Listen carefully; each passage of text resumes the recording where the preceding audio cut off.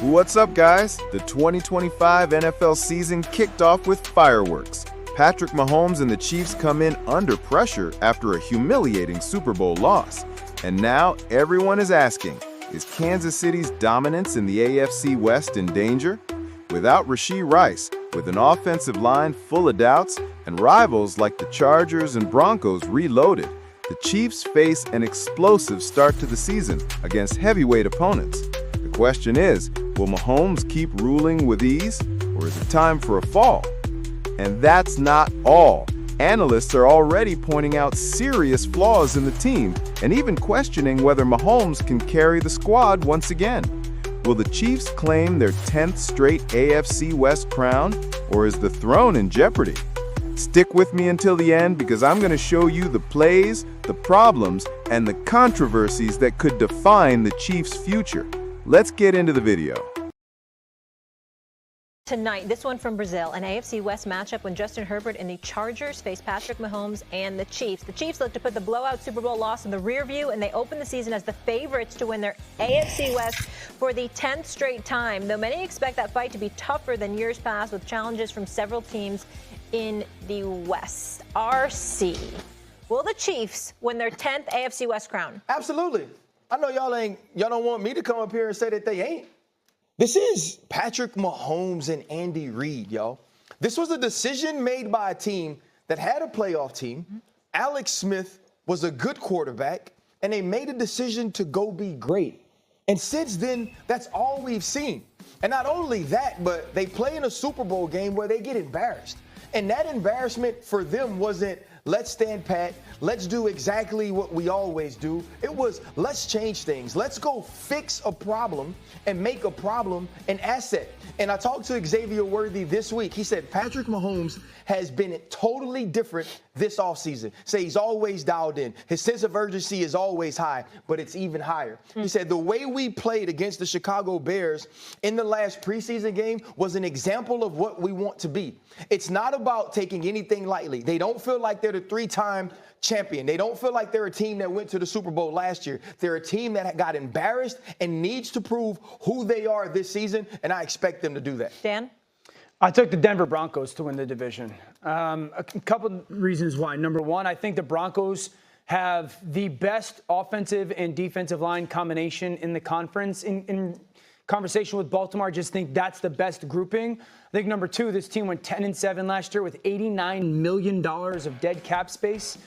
That's gone for the most part. So this roster is absolutely loaded. They have the Defensive Player of the Year returning Patrick Surtain. They got two studs on the defensive line. I think their perimeter players are probably the weakest part of their team, and even Sutton's a really nice player. The addition of Evan Ingram, they got a coach who's won a Super Bowl. And I also look at it like this. With the Chiefs, they open tonight against the Chargers, playoff football team. Then they have the Eagles next week, playoff football team. 2 weeks later than that, they have the Baltimore Ravens, playoff football team. The Detroit Lions after that, a playoff football team. So 4 playoff football teams in their first 6 weeks. And the reason I bring up the first 6 weeks is because there's no Rashee Rice in those 6 weeks. Rashee Rice is the best wide receiver on this football team. So to not have him, I do think is going to have an impact. Yes, they're a playoff football team, absolutely. And yes, they're very much so Super Bowl contending football team as always.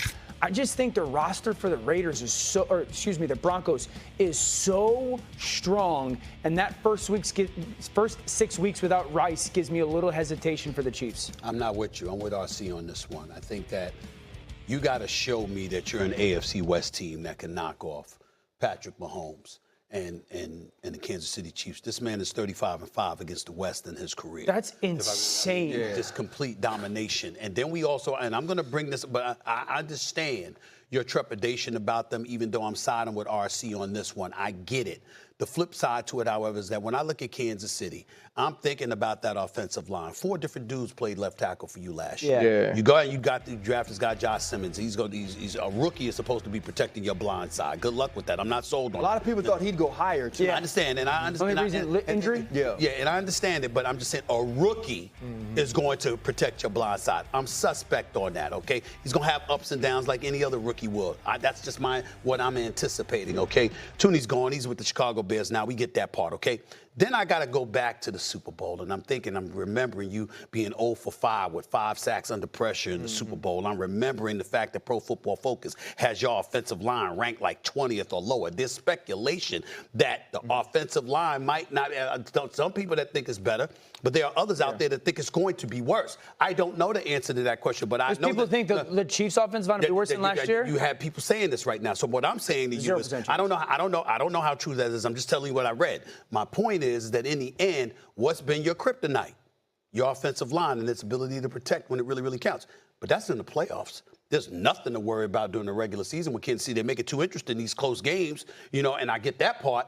But when you got Patrick Mahomes, you'll find a way to win more than you lose during the regular season. That's where I'm at with it. I can't see Denver or the Raiders or the Chargers knocking them off that pedestal in the regular season. And I think, too, though, for the Kansas City Chiefs, it is the fact that, and you know this, Stephen A., from basketball, much like the Warriors, right? When a team is competing against you in the West, they start to build their roster in a way to compete with you. Got it. And we saw that happen in the West. I think that's what's happening as well with the Broncos, with the Raiders, with the Chargers. They've all gotten better. And so it's not going to just be about, do we beat the Broncos 2 times or do we split with the Broncos? It's how we fare in the entire division, which we've dominated, especially listening to what Dan says about some of the other playoff caliber teams that they have to play this season. Yeah, so again, this is, if Rashee Rice was not under suspension, I probably would side with you guys and say, yeah, Kansas City. I just think his impact on that football team,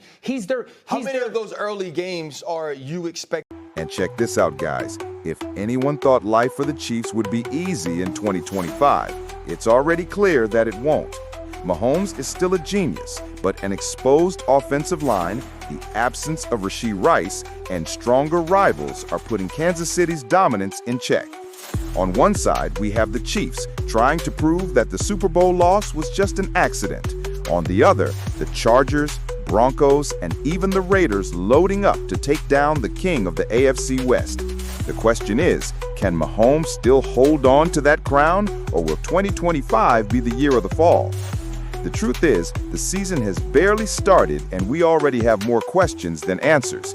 And if this is just the beginning, imagine what's still to come. Now, I want to hear from you. Are the Chiefs still the kings, or is someone going to dethrone Mahomes? Drop your comment below, hit the like button, subscribe to the channel, and turn on notifications, because every NFL controversy you'll see right here on NFL in Focus. Thanks for watching, and see you next time.